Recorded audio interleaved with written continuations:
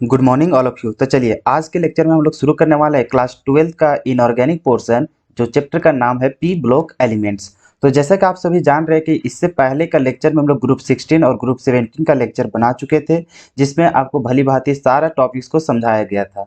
तो आज के लेक्चर में हम लोग ग्रुप 18 के बारे में डिस्कस करेंगे, जो कि ग्रुप 18 को हम लोग क्या बोलते हैं तो इनर्ट गैस बोलते हैं, या फिर इसी को हम लोग नोबेल गैस भी बोलते हैं।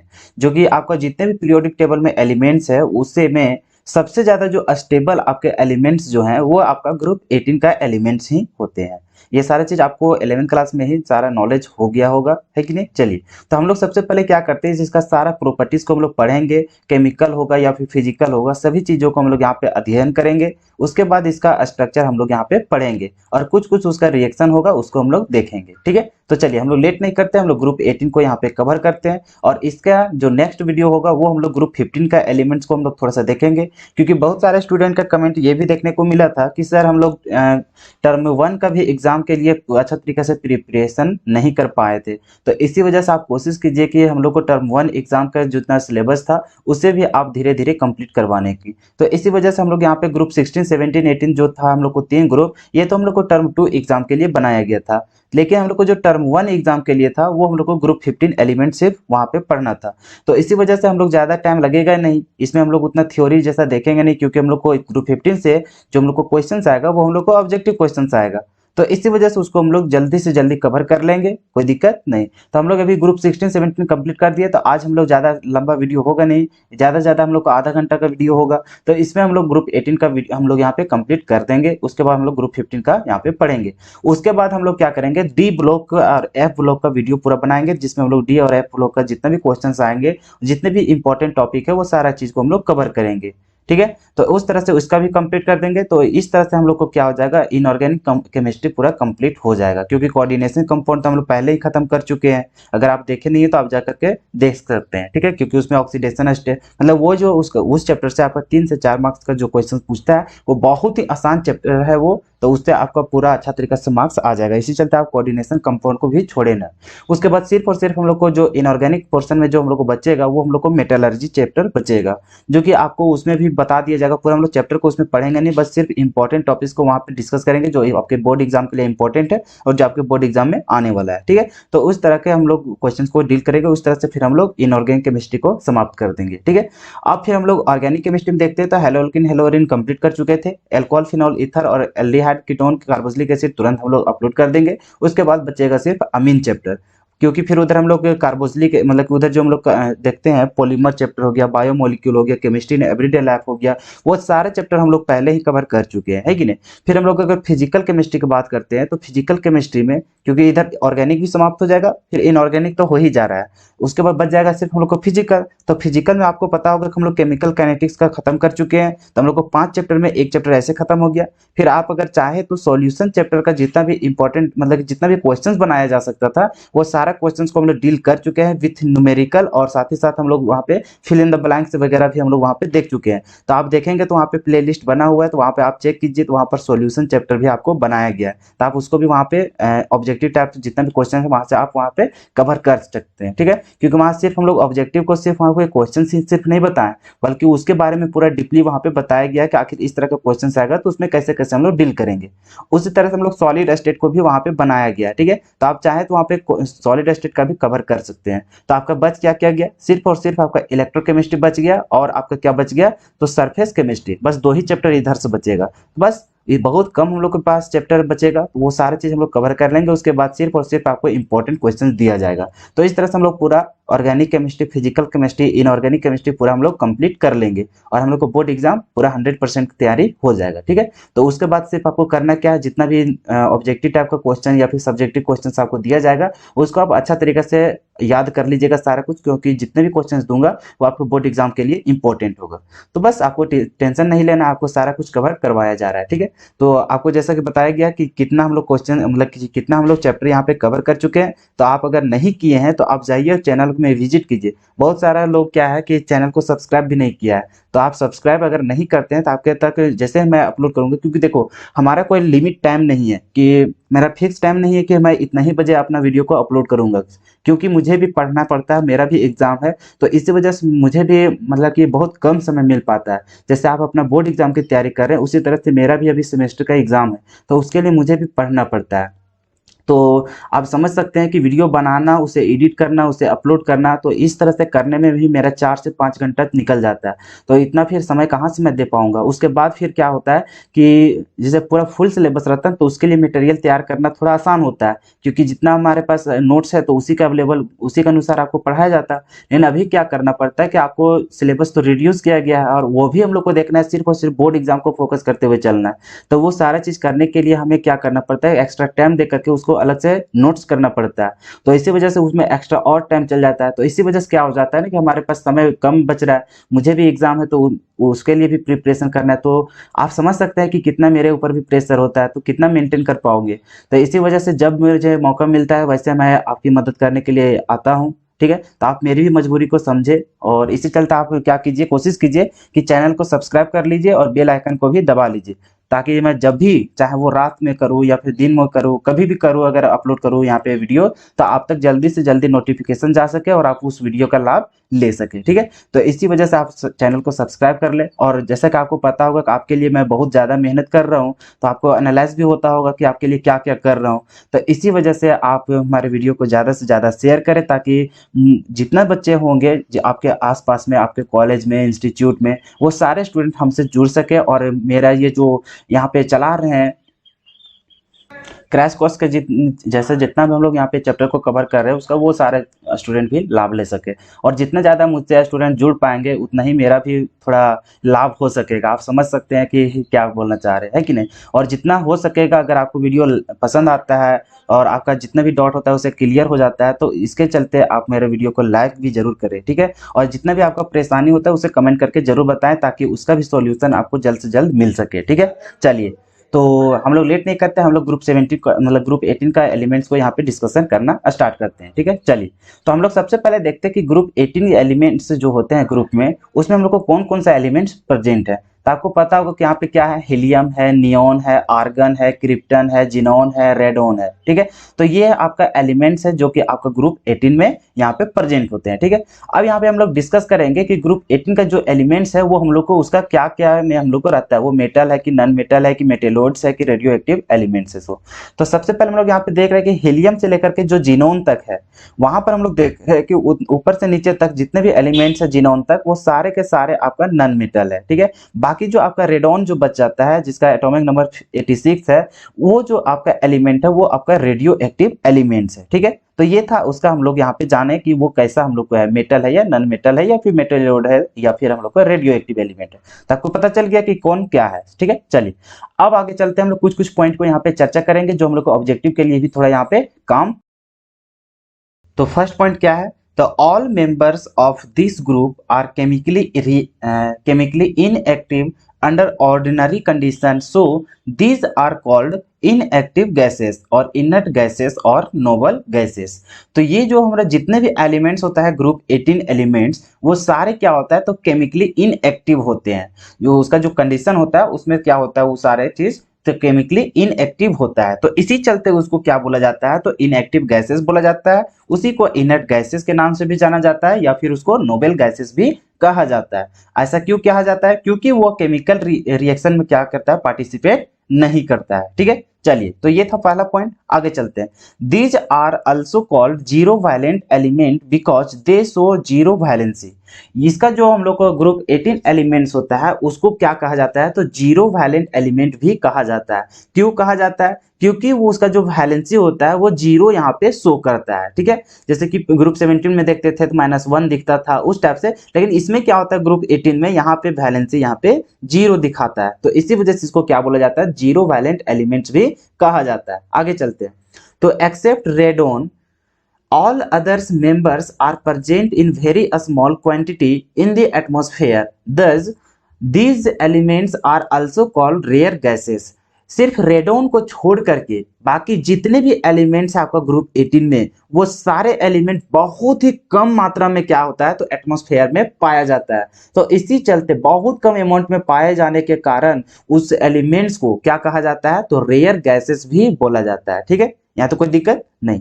आगे चलिए, उसका जो जनरल इलेक्ट्रॉनिक कॉन्फ़िगरेशन होता है ग्रुप 18 का, वो क्या होता है तो NH2Np6 होता है। ठीक है, अब यहाँ पे N क्या होता है तो N आपका नंबर ऑफ सेल होता है। अब यहाँ पे डिपेंड करता है, अगर फर्स्ट पीरियड का एलिमेंट अगर लेते हैं तो N के जगह में 1 हो जाएगा, फिर सेकेंड पीरियड रहेगा तो 2 हो जाएगा, थर्ड पीरियड रहेगा तो N के जगह में 3 हो जाएगा। बाकी इसका इलेक्ट्रॉनिक कॉन्फ़िगरेशन तो करना आप जान रहे होंगे, है कि नहीं। तो ये हो गया लास्ट वाला, हम लोग देख रहे हैं यहाँ पे कि कैसा उसका इलेक्ट्रॉनिक कॉन्फ़िगरेशन होगा, उसका जनरल। बात समझ में आया? बाकी उसका देखेंगे हम लोग हीलियम का क्या होता है, नियोन का किसे होता है, तो वो सारा चीज आपको पूरा इलेक्ट्रॉनिक कॉन्फ़िगरेशन करना जानते होंगे, है कि नहीं। चलिए, तो अब आते हैं कुछ कुछ यहाँ पे पॉइंट है जो कि आपके बोर्ड एग्जाम में पूछा जाता है। जैसे कि क्वेश्चन आपका यहाँ पे पूछा जाता है कि noble gases are chemically inert और लेस रिएक्टिव वाई।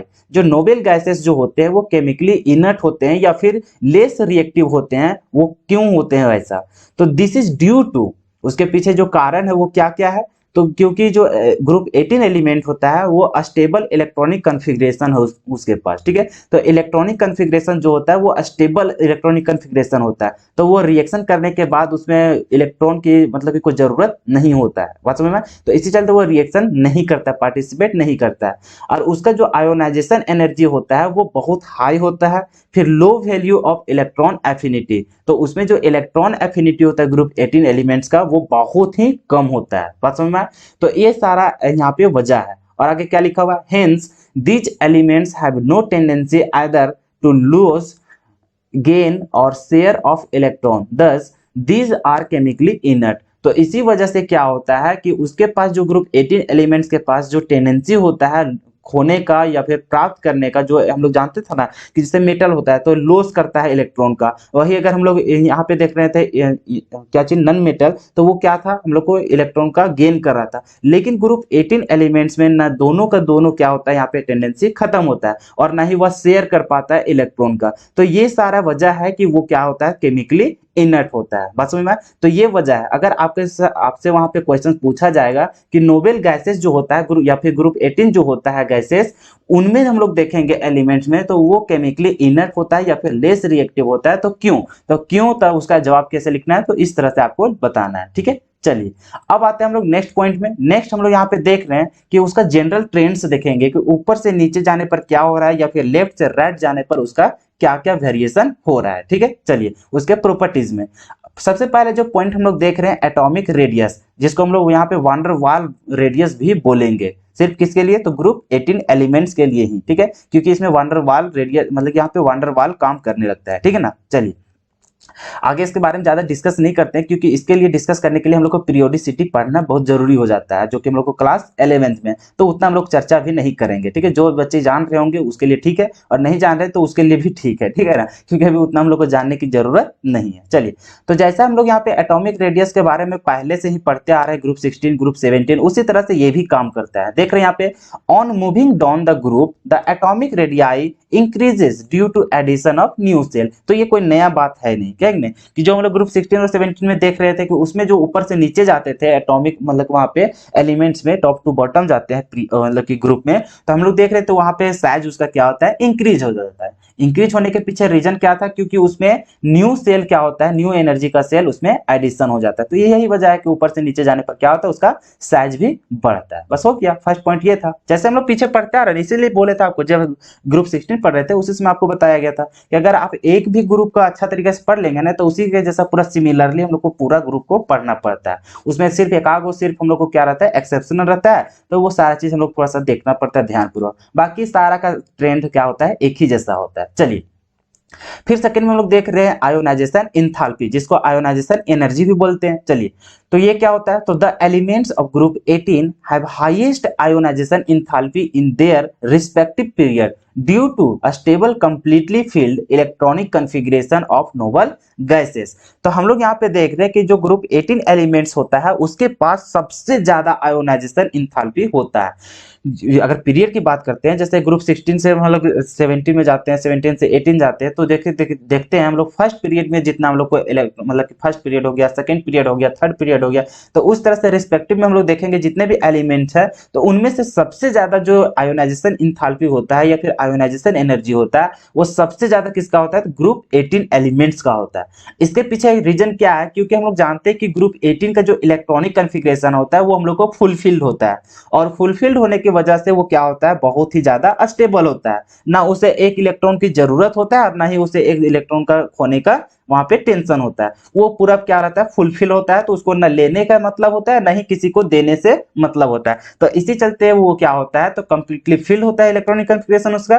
तो इसी चलते वो क्या होता है, तो उसका हम लोग आयोनाइजेशन इंथैल्पी जो होता है वो बहुत ज्यादा होता है। क्योंकि देखो अगर उससे हम लोग को तोड़ना पड़े, उससे अगर हम लोग को इलेक्ट्रॉन निकालना पड़ेंगे तो वो क्या है कि जैसा पहले है उसी में वो क्या है, बहुत खुश है, क्योंकि उसका जो इलेक्ट्रॉनिक कॉन्फ़िगरेशन है वो फुलफिल्ड है, वो तो स्टेबल है। अब स्टेबल पहले था, उससे अगर आप एक इलेक्ट्रॉन को निकालना चाहेंगे तो वो क्या जबरदस्ती ना हो जाएगा वहां पे। क्योंकि क्या होगा कि आपके पास मान के चलिए 2 रोटी है और आपको भूख भी लगा हुआ है, और हम जाएंगे आपके पास और एक दोनों रोटी क्या करेंगे, हम छीन लेंगे या फिर एक रोटी भी छीन लेंगे, तो आपको कितना गुस्सा आएगा, आएगा कि नहीं? क्योंकि आपको भूख लगा हुआ था और मैं वहां पे गया और आपका जो खाने का सामान था उसको मैं छीन लिया। तो इसी वजह से था यहाँ पर, क्योंकि आपको जो 2 रोटी था उसमें आप खुश थे क्योंकि उससे आपका पेट भर जाता। तो उसी तरह से यहाँ पर क्या है कि ग्रुप 18 एलिमेंट्स है, तो ये पहले से ही क्या होता है, स्टेबल होता है। इसको किसी तरह का कोई लेना ना देना हम लोग को किसी से रहता नहीं है, ना ही एक इलेक्ट्रॉन किसी से चाहिए और ना ही किसी को देना है, क्योंकि वो पहले से ही स्टेबल है फुलफिल्ड। तो क्यों किसी को देगा या फिर किसी से लेगा। लेकिन इसमें हम लोग क्या करते हैं, आयोनाइजेशन एंथैल्पी में हम लोग उस एलिमेंट से हम लोग क्या करते हैं, तो इलेक्ट्रॉन को निकालते हैं। तो निकालने में जो एनर्जी लगता है उसी को आयोनाइजेशन एनर्जी बोलते हैं। तो हम लोग जब इसमें स्टेबल है, स्टेबल से अनस्टेबल करेंगे तो वो हम लोग को बहुत परेशानी करेगा। तो इसी चलते जल्दी नहीं निकलता उससे इलेक्ट्रॉन, तो इसी चलते हम लोग को ज्यादा एनर्जी देना पड़ता है। ठीक है, तो इसी वजह से है कि जो ग्रुप 18 एलिमेंट्स का जो आयोनाइजेशन इंथैल्पी होता है वो बहुत ही हाई होता है। ठीक है, चलिए ये हो गया हम लोग को पीरियड में। फिर हम लोग देखते हैं ऊपर से नीचे जाने पर क्या ट्रेंड होता है। तो on moving down the group the value of ionisation energy decreases due to increase in atomic size. हम लोग जानते हैं कि ऊपर से नीचे जाने पर आयोनाइजेशन एनर्जी क्या होता है, डिक्रीज हो जाता है। क्यों? क्योंकि उसका जो एटॉमिक साइज होता है वो इंक्रीज हो जाता है ऊपर से नीचे जाने पर। तो ऊपर से नीचे जाने पर जैसे जैसे उसका साइज इंक्रीज करेगा तो उसके बीच में क्या होगा, अट्रैक्शन फोर्स जो न्यूक्लियस के साथ जो उसके ओर जो अट्रैक्शन होता है तो उसमें क्या होगा, तो कम रहेगा। तो कम रहेगा तो उससे हम लोग इलेक्ट्रॉन जल्दी निकाल सकेंगे। तो इसी वजह से है कि ऊपर से नीचे जाने पर उसका आयोनाइजेशन इंथैल्पी क्या होता है, डिक्रीज हो जाता है। ठीक है, चलिए साइज इंक्रीज होने पर। फिर थर्ड पॉइंट हम लोग देख रहे हैं electron gain enthalpy. Electron gain enthalpy करने का मतलब उसमें जो एलिमेंट होगा उसमें हम लोग को क्या करेंगे, तो उसमें टेंडेंसी होता है उसमें एक इलेक्ट्रॉन का जोड़ने का। ठीक है, अब यहाँ पे देखते हैं कि आखिर उसमें क्या होता है इलेक्ट्रॉन गेन इंथैल्पी में ग्रुप 18 एलिमेंट्स का। तो due to a stable fulfilled valence shell electronic configuration, the elements of group 18 have no tendency to accept electron, so electron gain enthalpy of noble gases are very low। तो यहाँ पर हम लोग देखते हैं कि हम लोग जो ग्रुप 18 एलिमेंट्स होता है, देखिए यहाँ पे सिर्फ और सिर्फ रीजन आएगा क्या चाहिए, इलेक्ट्रॉनिक कॉन्फ़िगरेशन, क्योंकि वो बहुत ज्यादा स्टेबल होता है। उसमें क्या होता है कि पूरा फुलफिल्ड इलेक्ट्रॉनिक कॉन्फ़िगरेशन होता है, तो उसको किसी से मतलब नहीं रहता है। तो वो पहले से ही स्टेबल है, मोर स्टेबल है, तो उसमें अगर एक इलेक्ट्रॉन को जोड़ना चाहे तो वो क्यों जोड़ना चाहेगा, वो पहले से ही खुश है पूरा, तो उसमें क्या होगा, इलेक्ट्रॉन जोड़ने का उसमें होगा क्या, नहीं होगा। उसमें किसी तरह का टेंडेंसी होता ही नहीं है कि वो एक्सेप्ट कर सके कोई इलेक्ट्रॉन, बाहरी इलेक्ट्रॉन का। ठीक है, तो इसी वजह से होता है कि उसके पास जो इलेक्ट्रॉन गेन इंथैल्पी होता है वो बहुत ही लो होता है, उसमें टेंडेंसी बहुत कम होता है किसी इलेक्ट्रॉन को अपने में जोड़ना। ठीक है, तो ये वजह था उसमें इलेक्ट्रॉन गेन इंथैल्पी में, कोई दिक्कत नहीं ना। चलिए आगे चलते हैं, उसमें melting point and boiling point कि ग्रुप 18 का मेल्टिंग पॉइंट और बॉइलिंग पॉइंट में क्या ट्रेंड देखने को मिलता है। They have low melting and boiling point because they have only weak dispersion force of therefore therefore a small amount of energy required to melt and boil it। तो यहाँ पर हम लोग देख रहे हैं ग्रुप 18 का एलिमेंट जो होता है उसके पास जो मेल्टिंग पॉइंट और बॉइलिंग पॉइंट होता है वो बहुत ही लो होता है। अब ऐसा क्यों होता है, क्योंकि उसके पास जो होता है वो वीक डिस्पर्सन फोर्स होता है। तो इसी वजह से क्या होता है, उसमें क्या होता है, उसमें हम लोग को क्या करता है कि स्मॉल उसमें क्या रहता है, बहुत ही कमजोर रहता है, वहां पे डिस्पर्सन फोर्स एक दूसरे से जुड़ा हुआ रहता है। तो इसी वजह से उसमें जो हम लोग को मेल्ट करने में या फिर बॉयल करने में जो हम लोग को एनर्जी रिक्वायर्ड होता है वो क्या होता है, बहुत कम लगता है। तो इसी चलते हम लोग देखेंगे कि ग्रुप 18 एलिमेंट्स का जो मेल्टिंग पॉइंट और बॉइलिंग पॉइंट होता है वो बहुत ही कम होता है। ठीक है, रीजन समझ में आ गया कि क्यों होता है ऐसा। चलिए आगे चलते हैं फिर उसका फिजिकल प्रॉपर्टीज कि क्या होता है उसमें, ठीक है, नोबेल गैसेस का। तो it is colourless, odourless, tasteless gas. तो ये जो इसका जो नोबेल गैस होता है वो कलरलेस होता है, ऑर्डरलेस होता है और टेस्टलेस गैस होता है।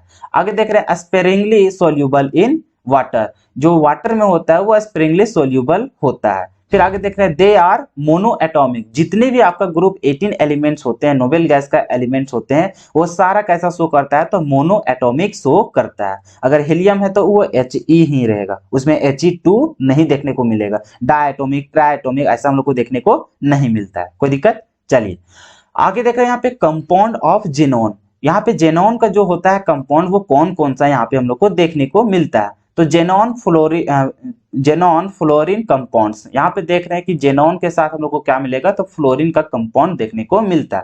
तो आगे देखते हैं क्या होता है जेनॉन फ्लोरीन के साथ रिएक्शन करके क्या क्या हम लोग को बनाता है।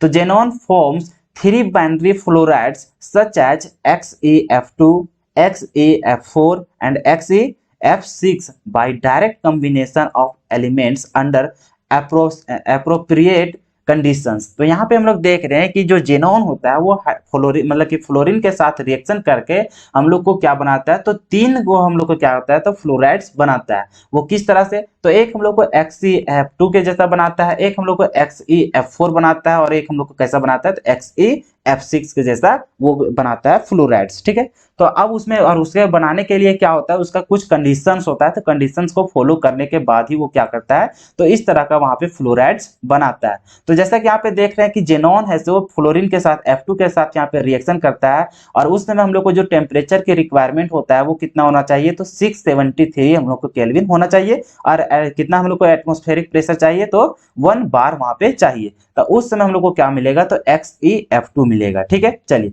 अब फिर यहाँ पे डायरेक्ट मेथड होता है ये हम लोग को प्राप्त करने का। यहाँ पे देख रहे हैं Xe, अगर 2 मोल हम लोग लेंगे F2 को तो हम लोग को क्या मिलेगा, देखो यहाँ पे जितना हम लोग यहाँ पे फ्लोरीन लेंगे उतना ही यहाँ पे हम लोग को कंपाउंड देखने को मिलेगा। जैसे यहाँ पे F2 था तो यहाँ पर भी F2 सिर्फ मिला, लेकिन यहाँ पे 2 मोल F2 था तो कितना हो जाएगा, फ्लोरीन 4 हो जाएगा। तो इससे चलते यहाँ पे फ्लोरीन कितना हो जाएगा, 4 हो जाएगा। उसी तरह यहाँ पे देख रहे हैं 3 मोल हम लोग F2 ले रहे हैं तो 3 दूनी कितना हो जाएगा, 6। तो इसी चलते यहाँ पे फ्लोरीन कितना लेना पड़ेगा, 6 लेना पड़ेगा, ठीक है। कोई दिक्कत इस तरह। और जितने भी कंपाउंड बनेगा वो कैसा बनेगा, हम लोग को सॉलिड में बनेगा। और इसका क्या क्या सर्टेन यहाँ पे कंडीशन जो हम लोग को अप्लाई करेंगे वो यहाँ पे देख लीजिए। अगर आप यहाँ पे टेम्परेचर और प्रेशर को इग्नोर भी कर देते हैं तो कोई दिक्कत नहीं है, आपका 12th लेवल के लिए उतना भी जरूरत नहीं होता। आप सिर्फ रिएक्शन को समझ जाइएगा कि जेनॉन जब फ्लोरीन के साथ कितना कितना मोल के साथ रिएक्शन करता है तो उस समय प्रोडक्ट आपका क्या क्या बनता है, ठीक है ना। चलिए अब आ जाते हैं उसका स्ट्रक्चर। तो structure of xenon fluorine compounds, तो जितना है उसका जो जेनॉन का जो फ्लोराइड का जो वहां पे कंपाउंड बनता है उसका हम लोग स्ट्रक्चर के बारे में डिस्कस करना था। तो आपको पहले ही बता दिए ग्रुप 16 ग्रुप 17 में भी कि बहुत सारे स्टूडेंट्स को वहां पे क्या होता है, स्ट्रक्चर बनाने में बहुत सारी परेशानी झेलना पड़ रहा है। क्योंकि हम लोग जब मॉडल सेट क्वेश्चंस को जब वहां पे डील कर रहे थे बहुत सारे स्टूडेंट का वहां पे कमेंट भी देखने को मिला था कि सर आप अच्छा तरीका से मुझे ये बता दीजिए कि हम लोग कैसे स्ट्रक्चर को सही तरीका से बना पाएंगे। क्योंकि बहुत सारे स्टूडेंट ऐसे भी हैं जिनका 11th क्लास अच्छा तरीका से नहीं बीता था। तो इसी चलते 11th क्लास में ही क्या हुआ था कि आपको अच्छा तरीका से बताया जाता है कि कैसे उसका स्टेरिक नंबर निकालना पड़ता है, उसका हाइब्रिडाइजेशन कैसे पता करना पड़ता है, उसका ज्योमेट्री कैसे पता करेंगे, उसका शेप कैसे पता करेंगे, स्ट्रक्चर कैसे अच्छा तरीके से बना पाएंगे। तो बहुत सारे स्टूडेंट का ये प्रॉब्लम हो रहा था। तो जितने हम लोग यहाँ पे ग्रुप पढ़ रहे हैं ग्रुप 16 17 18, तो यहाँ पर अगर थोड़ा थोड़ा डिस्कस करते तो उतना अच्छा तरीका से आपको समझ में नहीं आता। इसी वजह से हम लोग क्या करेंगे, अलग से वीडियो बनाएंगे जिसमें आपको सारा कुछ बताया जाएगा, स्टेरिक नंबर निकालना, हाइब्रिडाइजेशन निकालना, फिर उसमें ज्योमेट्री, शेप। तो उसमें अगर एक लेक्चर आप देख लेंगे तो आपका जो 5 मार्क्स का जो आपका क्वेश्चन पूछेगा आपका स्ट्रक्चर, वो आपसे हाथ से कहीं नहीं बाहर जाएगा, ठीक है। वो आप अच्छा तरीका से क्या करेंगे, उसका स्ट्रक्चर बना लेंगे। तो आप टेंशन ना लीजिए, जितना भी स्ट्रक्चर होगा ना वो सारा कुछ हम लोग एक ही एग्जाम मतलब एक ही वीडियो में क्या करेंगे, सभी को डिस्कस कर देंगे। तो इसी चलते यहाँ पे हम लोग स्ट्रक्चर का डिस्कशन नहीं कर रहे हैं, ठीक है ना। चलिए जेनॉन ऑक्सीजन कंपाउंड्स, अगर जेनॉन ऑक्सीजन के साथ रिएक्शन कराएगा तो क्या क्या हम लोग को कंपाउंड बनेगा, ठीक है। तो यहाँ पर हम लोग देख रहे हैं hydrolysis of XeF4 and XeF6 gives XeO3। तो यहाँ पर हम लोग देख रहे हैं कि जो XeF4 होता है और XeF6 होता है उसको अगर हम लोग हाइड्रोलाइसिस करेंगे तो हाइड्रोलाइसिस करने के बाद हम लोग को क्या मिलेगा, ऑक्सीजन वाला कंपाउंड मिलेगा। और कैसा मिलेगा, XeO3 हम लोग को मिलेगा। जैसे कि हम लोग यहाँ पे एग्जांपल के तौर पर देख रहे हैं और यहाँ पे जितने रिएक्शन है ये थोड़ा इंपॉर्टेंट होता है, एग्जाम में आने के लिए हो सकता है, ठीक है ना। तो इसको थोड़ा से अच्छा से देख लीजिएगा। तो XeF6 जो होता है वो हम लोग यहाँ पे हाइड्रोलाइसिस उसको कर रहे हैं, हाइड्रोलाइसिस करने का मतलब वाटर के साथ रिएक्शन कर रहे हैं, तो उसके बाद हम लोग को क्या मिलता है प्रोडक्ट, तो XeO3 मिलता है और साथ ही साथ हम लोग को HF मिलता है। बाकी आप यहाँ पे बैलेंस करिएगा तो यहाँ पे 3 लगाना पड़ेगा और यहाँ पे 6 लगाना पड़ेगा।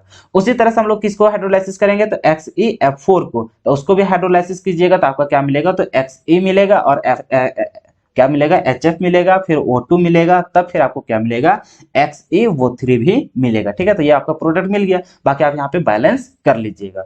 अब ये था आपका ऑक्सीजन के साथ रिएक्शन, वो ऊपर हम लोग देखें यहाँ पे फ्लोरीन के साथ रिएक्शन, तो क्या क्या कंपाउंड बनाया वो सारा कुछ आप वहाँ पे देख लिए। अब आपका जो यहाँ पे पढ़ना है वो हम लोग यहाँ पे देख रहे थे कि स्ट्रक्चर हम लोग को बोल रहा था वहाँ पे बनाने के लिए XeO3 का, तो इसका भी स्ट्रक्चर हम लोग जिस समय वहाँ पे बनाएंगे वो वीडियो, तो उसी समय इसका भी डिस्कशन कर लिया जाएगा। फिर आगे हम लोग देख रहे हैं जेनॉन, अच्छा इसको तो हम लोग पढ़ लिया ना, अच्छा ये ऊपर वाला था, तो ये हम लोग यहाँ पे देख लिए। आगे यहाँ पे देख रहे हैं जेनॉन ऑक्सीजन फ्लोरीन कंपाउंड, तो यहाँ पर हम लोग देख रहे हैं जेनॉन जो होता है यहाँ पे रिएक्शन करने के बाद जो कंपाउंड बनाता है वो कैसे बनाता है, तो ऑक्सीजन भी रहता है और फ्लोरीन भी उसमें रहता है, तो वो हम लोग कैसे फॉर्मेशन करेंगे, तो यहाँ पे देख रहे हैं partial hydrolysis of XeF6 gives XeO2 F2 and XeOF4 यहाँ पे प्रोडक्ट हम लोग को मिलता है। तो उसको कैसे हम लोग करेंगे, तो जो XeF6 होता है उसको हम लोग पार्शियल हाइड्रोलाइसिस करेंगे, तब हम लोग को ये सारा प्रोडक्ट बनेगा। जैसे कि यहाँ पे देख रहे हैं XeF6 को हम लोग हाइड्रोलाइसिस कर रहे हैं तो हम लोग को क्या मिल रहा है प्रोडक्ट, तो XeO2 F2 मिल रहा है और साथ ही साथ HF मिल रहा है। बाकी बैलेंस कर लीजिएगा। फिर यहाँ पे देख रहे हैं XeF6 को हम लोग यहाँ पे हाइड्रोलाइसिस कर रहे हैं तो हम लोग को क्या मिल रहा है, तो XeOF2 F4 मिल रहा है, यहाँ पे O2 मिल रहा था, O2 और F2, तो यहाँ पे क्या मिल रहा है, सिर्फ और सिर्फ वो मिल रहा है और यहाँ पे F4 मिल रहा है, तो यहाँ पे 2 मोल ले रहे थे और यहाँ पे हम लोग क्या लेना पड़ रहा है, तो एक ही मोल लेना पड़ रहा है। तो आप यहाँ पे देख लीजिएगा कि कैसे उसका प्रोडक्ट बन रहा है, ठीक है ना। तो ये सारा रिएक्शन आप अच्छा तरीके से वहां पे देख लीजिएगा।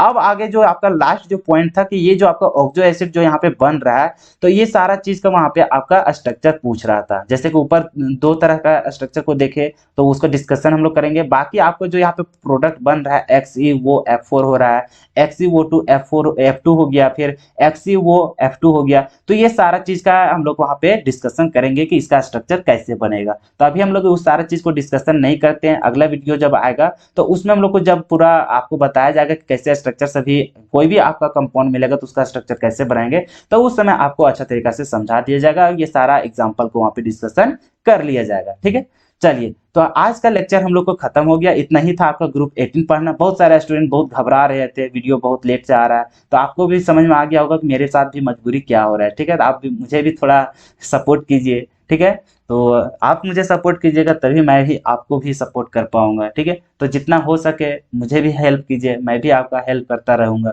तो चलिए ज्यादा कुछ बोलेंगे नहीं, आपका भी एग्जाम बहुत सामने है, आपके पास समय बहुत कम मिला है, तो जितना हो सकता है अगर दूसरे यूट्यूबर के थ्रू भी आपको कुछ ज्यादा मिल पा रहा है तो वहां पर भी आप जाकर के मटेरियल प्रोवाइड कीजिए। ठीक है, तो जितना मुझसे हो पा रहा है मैं उतना तो जरूर करने की कोशिश कर रहा हूँ। ठीक है, जब भी मुझे समय मिल रहा है तो मैं आपके लिए पूरा वीडियो बना ही रहा हूँ, आपके लिए मटेरियल तैयार कर ही रहा हूँ कि किस तरह से आपको ज्यादा से ज्यादा मार्क्स दिलाया जा सके कम समय में। ठीक है, तो चलिए ज्यादा कुछ बोलेंगे नहीं, समय कम है, आप पढ़ते रहिए, अपना रिजल्ट बहुत ही अच्छा करने की कोशिश कीजिए। ठीक है, आपका जो यह समय है वो बहुत ही गोल्डन टाइम है, आप इसे वेस्ट ना जाने दे। ठीक है, एग्जाम जाने के बाद खूब इंजॉय कीजिएगा, लेकिन अभी जितना समय मिला है सिर्फ और सिर्फ आप उसमें पढ़ाई में फोकस करते हुए चले जाए। ठीक है, तो आप केमिस्ट्री में ही नहीं, आप मैथ होगा तो मैथ में देखिए, बायोलॉजी होगा बायोलॉजी में, जितने भी सब्जेक्ट हैं वो सभी में आप क्या कीजिए, अच्छा तरीके से फोकस कीजिए। ठीक है, तो आपका सबसे पहले इंग्लिश का एग्जाम है तो उसके लिए अच्छा तरीके से प्रिपरेशन कीजिए, साथ ही साथ इधर भी 1 घंटा 2 घंटा इसको प्रिपरेशन करते हुए चले जाए। ठीक है, तो चलिए दोस्तों आज का लेक्चर यहीं पे रहने देते हैं, फिर हम लोग मिलते हैं अगले लेक्चर में। तब